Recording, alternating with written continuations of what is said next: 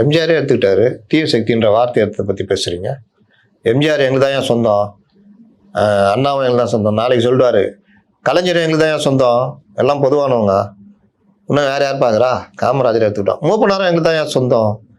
அப்புறம் கோல்வால்கர் எங்களுக்கு தான் ஏன் சொந்தம். பாஜக தமிழக பாஜக இலகணேசன் செத்து போனார், அவரும் எங்களுக்கு தான் ஏன் சொந்தம். மோடிக்கு முன்னாடி யார் இருந்தா? வாஜ்பாய் எங்களுடைய தேசிய தலைவர். இப்படிலாம் கூட சொல்லுவார், இருட்டுக்கடை அல்வா பிராண்ட் வாங்குற மாதிரி.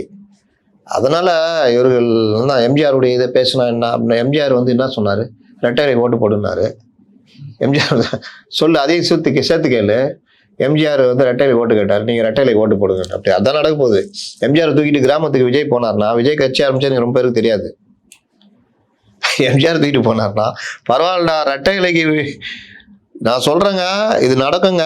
எம்ஜிஆர் ஜெயலலிதாவே எம்ஜிஆர் அண்ணாவையும் தூக்கிட்டு விஜய் வண்டியில் ஒட்டிக்கிட்டு ஊர் ஊராக பிரச்சாரத்துக்கு போனால், தம்பி நாங்கள் போடுவோம், அந்த கருணாநிதி ஒழியணும், தீய சக்தின்னு வேற சொல்கிறீங்களா, ரொம்ப நல்லது தம்பி, இது ஒழியணும். அந்த அம்மா மகராசி செத்து போனா பிறகு, தம்பி வந்திருக்கீங்க அந்த கட்சிக்கு, போட்டுற தம்பின்னு ரெட்டையில குத்துன்னு குத்த போகிறாங்க.